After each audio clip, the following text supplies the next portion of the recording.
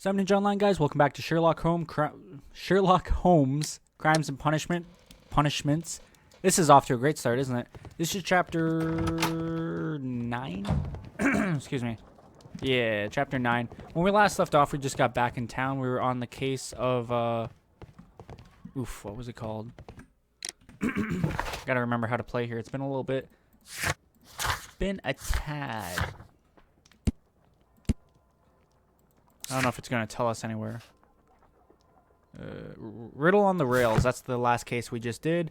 We're about to do a bathhouse case. So yeah, shouldn't be too bad. On the sofa for the third time today. Well, don't be surprised if Watson sits on you again. Oh, Toby. Yeah, like I said, it's been a little bit since we've played. But, I'm ready to jump back into the action here. We got some letters, apparently.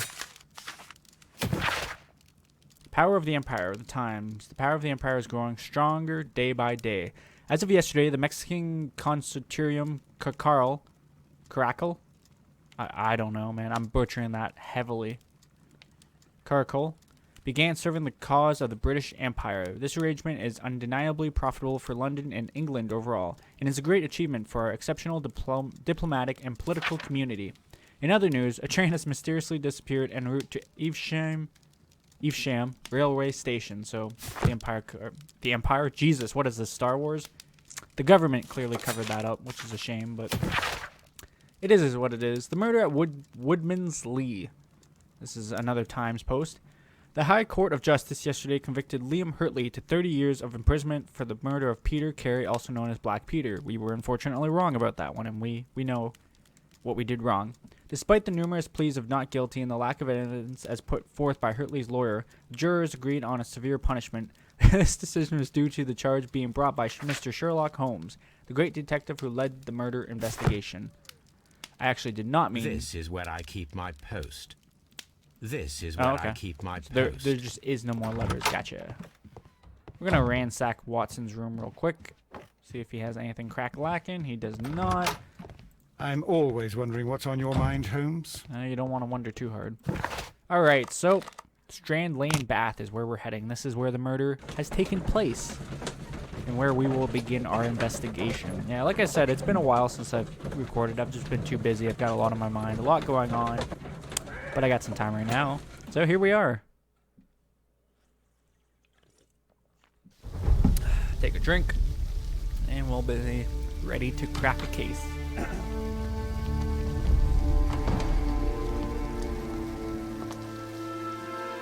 What a beautiful place. With a dreadful murder. The body of Sir Rodney Bentcliffe is still in the steam room. It has not been touched, per your usual instructions, Mr. Holmes. I shall be waiting for you here, but please hurry. Alright. Suspects? Are you able to identify the men who were with the victim in the steam room? Yes. The manager of the bath, Sir Gregory Pitkin, a lad from the city council, Garrow, and an archaeologist by the name of Blinkhorn. I think the plump one, Garrow, did it. He doesn't seem right in the head. Jesus. Well, we shall see. What about the crime weapon? You found no murder weapon? No, and that's why I called you. All three witnesses and the victim were locked in when the murder occurred, and they remained so until we got here. We even had to pick the lock to enter. I see. Any witnesses? Was there anyone else here, apart from those gentlemen in the steam room? Yes, a Mr. Phillips. He was the one who called the police. He'll be able to give you more details. Well, this is very peculiar. I think we should find the body, and then we'll come back and talk to Mr. The steam Phillips room's there. on the other side, Mr. Holmes. Other side, thank you, I knew that.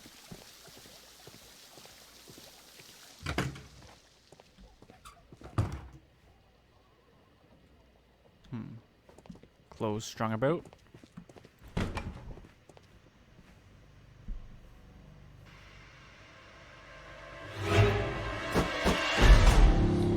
Oh, someone clearly killed this man. Lord, Holmes. Ah, death with a peculiarly Roman piquancy. Like the one you almost had an hour ago. Let us forget about that. Alright, let's examine this body and see what we can figure out. There was only one hit from the weapon. It pierced the right eye straight through to the brain. Death would have been instantaneous. Definitely looking for a sharp weapon of sorts.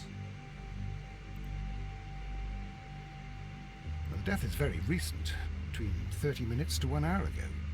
Okay, he's missing Look, his ring. Watson, he was wearing a ring. He very likely removed it before the steam session. So we should find that. Some dirt or earth. I'll take a sample. The wound should not have bled so profusely. This pool is rather large. Maybe I there's think a we have second. found all that we can here, taking into consideration the abysmal lighting. Constable, we have finished with the body. We don't have many leads here.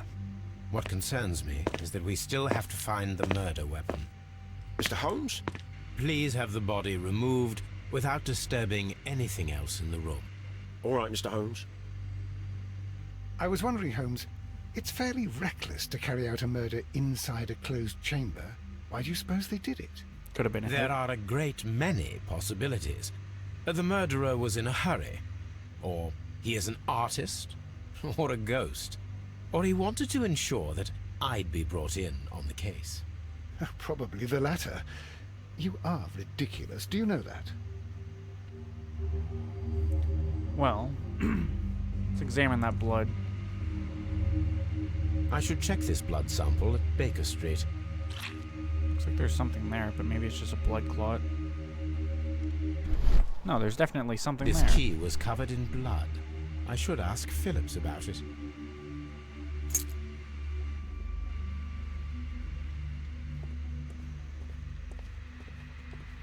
It's a steam switch here.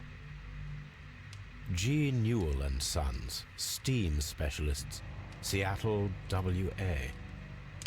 Probably Seattle, Washington. With the steam on, I'm unable to see even a few feet away.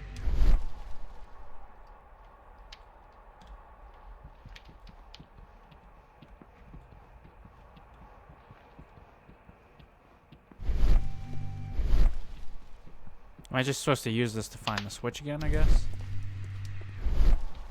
No, there has to be another reason to use this.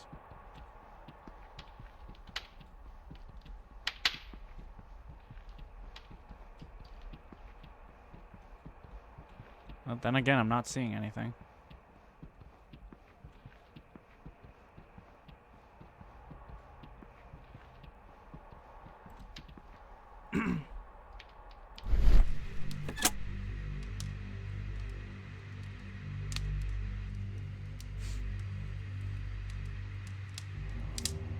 Someone's glasses.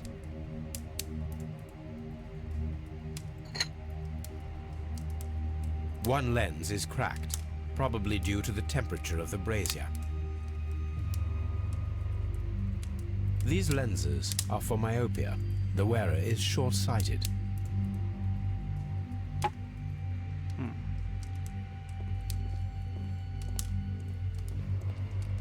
The brazier is still burning. The heat here is extreme. I will need something to pick up this melted metal. It is too hot. I cannot reach into it. We're gonna need some kind of tongs or something. Blood on his towel. Hand marks. Blood traces wiped on the towel. It's horrible. So Rodney, he's dead. Can't we speak about it somewhere else? Interesting. I'm in shock. I don't want to talk. Interesting. It's horrible. I can't talk at the moment.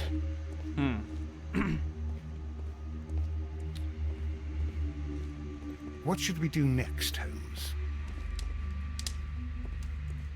I feel like I'm missing something with this steam switch, though.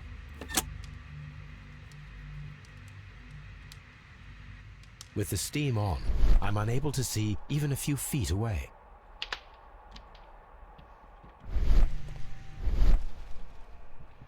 Like, I'm still not fully convinced that they give me this power just so I can find the steam switch. But then again, I guess maybe. That way if I'm on like the other side of the wall or other side of the room here, I can be like, oh yeah, it's over there. Okay. Oh, you can't even interact with it without it on. Okay, so that's why I have to have it on then.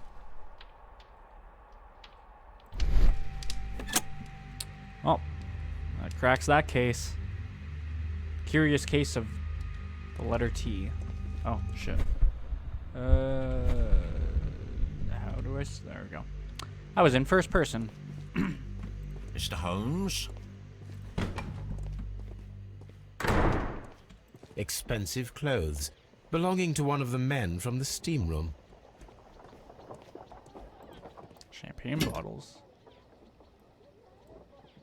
An ice bucket to keep the champagne chilled. So they were definitely celebrating something. Unopened. It was intended to be enjoyed after the steam session. Champagne for a special occasion.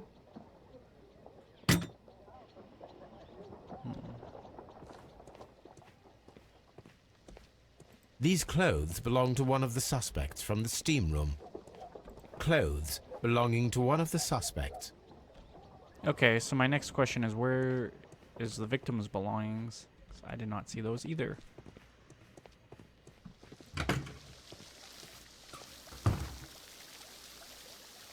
Mr. Holmes, I should like to take the suspects to the yard. You can interrogate them there. Any objections? No objections. None, Lestrade.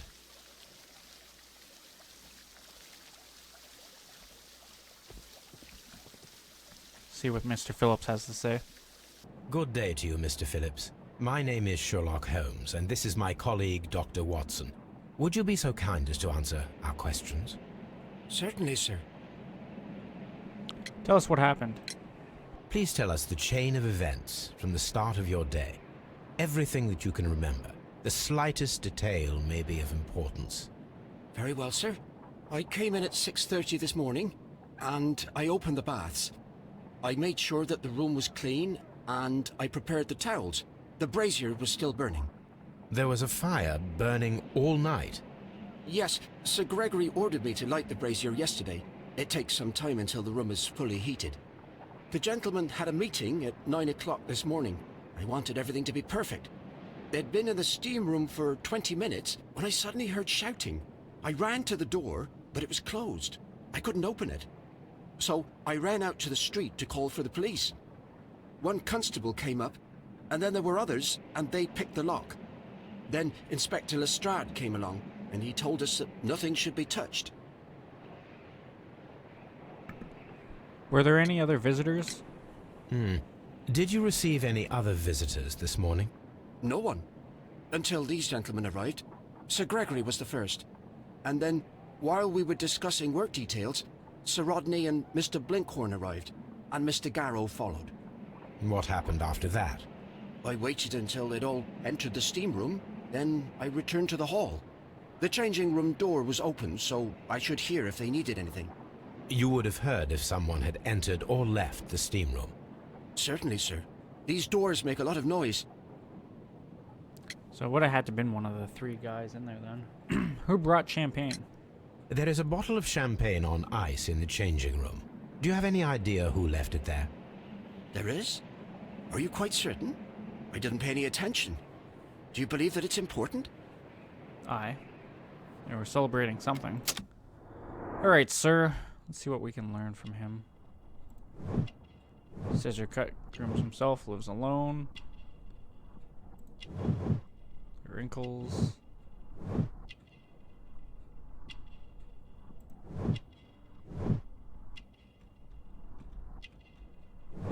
Fastidious. Shiny buttons. He has a Manchester City badge on. Telegram sent today. The steam room keys. How many people have keys to the steam room? We have just the one key for now. which Sir Gregory gave to me. So, this morning you opened the steam room, and then? I put the key inside my desk, but when they called, I couldn't find it. It had disappeared, but I don't know where it is. Did you leave the baths at any time, or receive any visitors? No, sir, I did not. What about that morning telegram you have? You are not telling the truth, Mr. Phillips. You left your work this morning, and you went to the post office, where you dispatched a telegram at around 7:30. But how could you... No, The telegram was for someone in Manchester. Mr. Holmes, it's I'll tell you everything.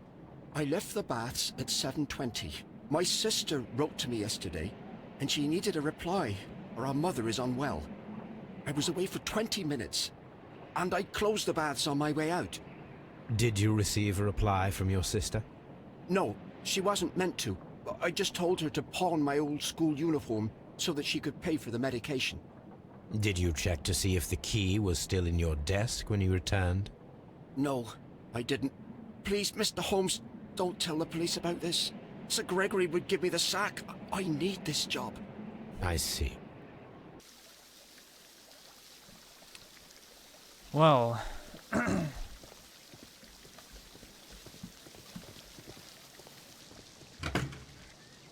hell does this lead to? This area serves as Sir Rodney Bentcliffe's workshop.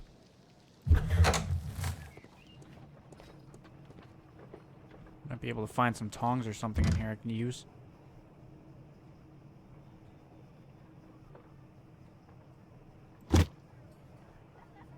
Glass plate negatives, a remarkable method for recording ancient civilizations. A glass plate negative is missing. Very odd. It is a glass plate negative of an Egyptian statue.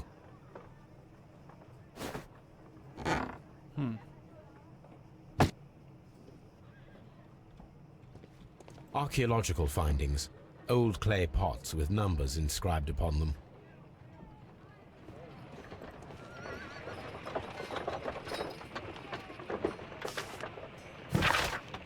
Dear friends, I wish to organize a press conference at the Strand Lane Baths next month. 1893 was a remarkable year for my work in Egypt, but now it is time to set my focus upon English archaeology. To shine the light on our national treasures and reveal them to the public. I would like to see as many journalists as possible in attendance to record this event and record it favorably, if we treat them well enough. I should like to recall my old friendship with Lord Blackmore and use the special funds of the Royal Archaeological Institute for this event. Sir Rodney Bentcliffe.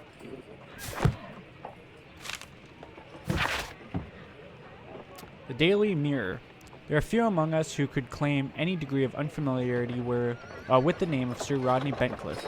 He's a gentleman who possesses the wealth, notoriety, and vigor to well match the finest of his ilk abound in England. His intellect is equal to his charms, as he's oft been declared by the young ladies of the European aristocracy.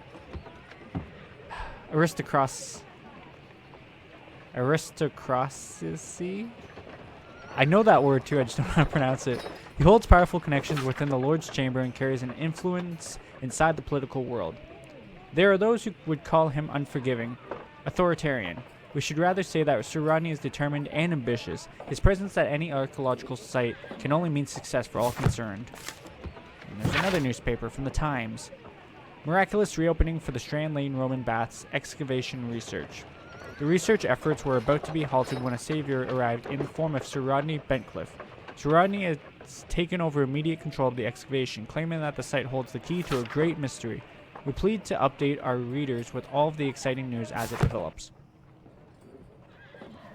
So they're working on finding something here.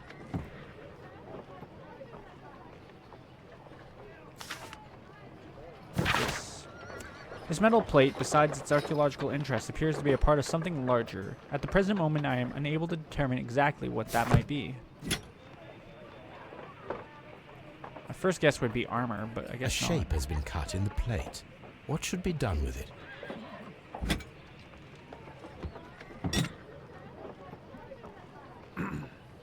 Archeological findings. Old clay pots with numbers inscribed upon them. I was just about to say, you would think we'd find some kind of tools here. I will need these tongs.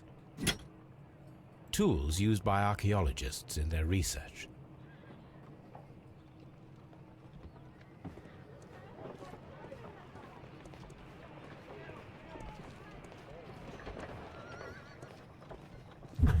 We found everything we were going to find in there.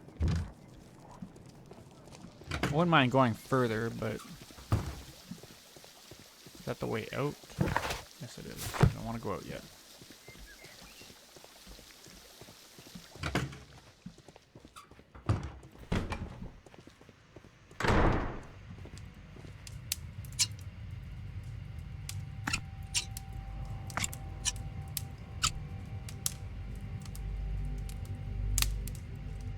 I should analyze this melted metal. Okay, so we got the crime scene and the Roman baths examined.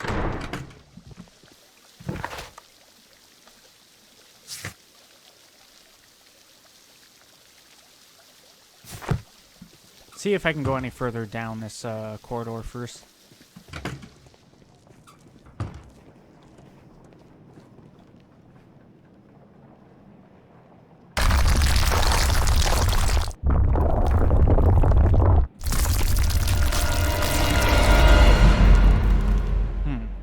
My God, are you all right? I wonder how this could have happened. Yes, it is somewhat treacherous. Fortunately, I am unscathed. To where does this corridor lead? To the frigidarium, the coal room. Barely unscathed and by a very small margin. And treacherous is an understatement.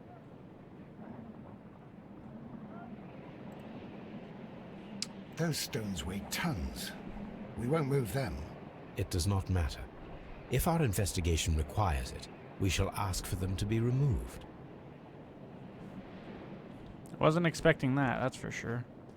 I'm always wondering what's on your mind, Holmes. Well, it looks like we're done here, so I think the first thing we should do before we go to Scotland Yard is go back to Baker Street so I can analyze some things first.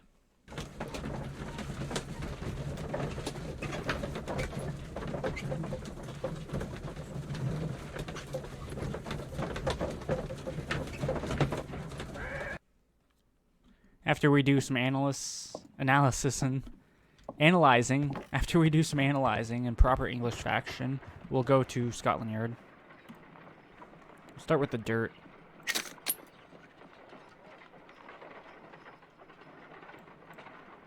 Oh.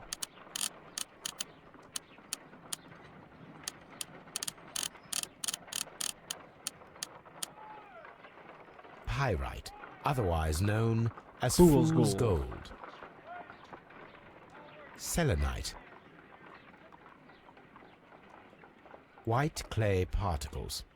Interesting. According to the color and its composition, I deduce that this sample is white clay. Now, I need to find which area near London this sample belongs to.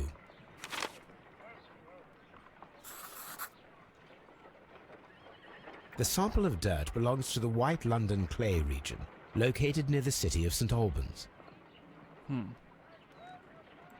Look at the blood next. Let us analyze this blood sample.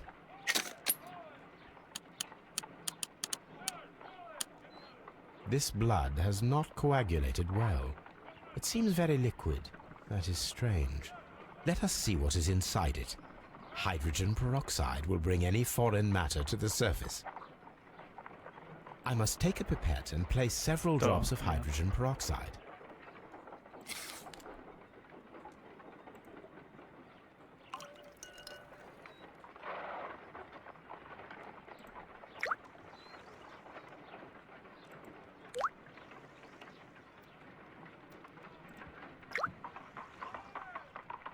Water. This blood is heavily diluted with water. Odd. This is a piece of metal taken from a brazier. It appears to be silver, but I need to be sure. If it is silver, it will be possible to melt it. since silver's melting point is at around 900 degrees Celsius. Let us compare this sample with a silver penny by testing it with acid. If it changes color to match the result of a reaction with a silver coin, then it is silver. I must take a pipette and place several drops of acid. I don't know on why the I'm like, samples. oh yeah, I'll just grab the flask of acid. It's fine. It's like I've never done chemistry before. Jesus. Alright, so see how this reacts. Red. So it is silver. The reaction is the same red stain. It is silver. Britannia silver quality. Interesting.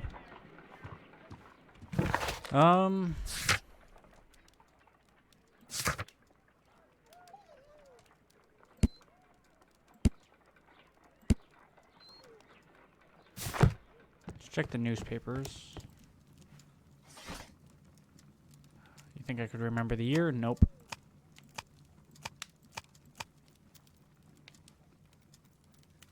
Although it says on my right there, so duh.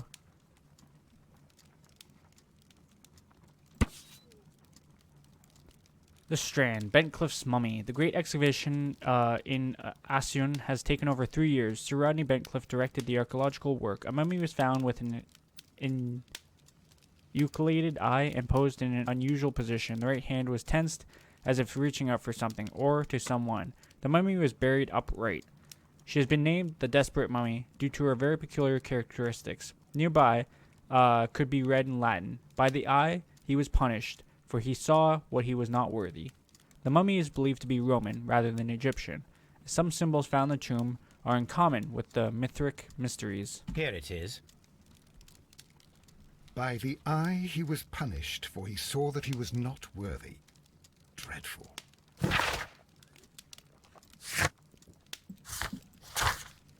I think we're ready to head down to Scotland Yard now.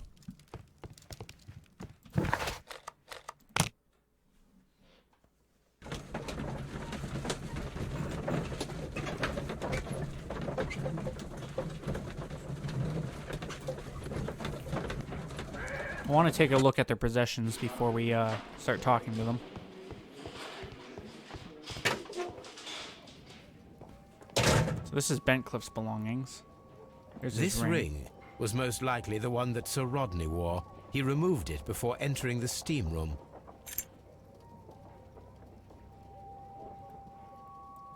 I see the join. This ring was repaired, and quite badly too, with silver. Interesting. An Egyptian symbol. It is a very old jewel. Why on earth would they wear such a ring? A very pertinent question.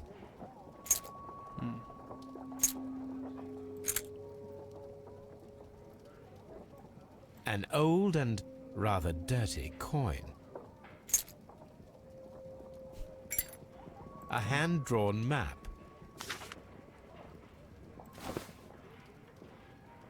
Rodney Bentcliffe. Rodney Bentcliffe's notebook. It may contain something of interest. The last pages were torn out. We must find a way of retrieving Sir Rodney's last lines. Watson, please prevent anyone from entering the room. But first, fetch me a pencil.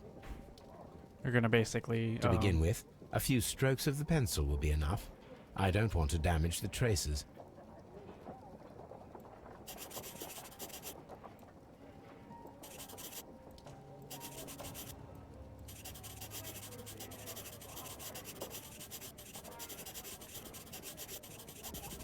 Down in history.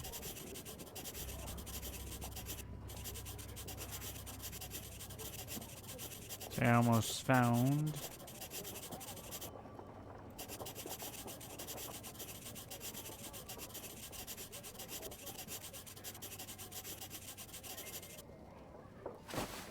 And then to gently smudge the leftover pencil marks with a handkerchief.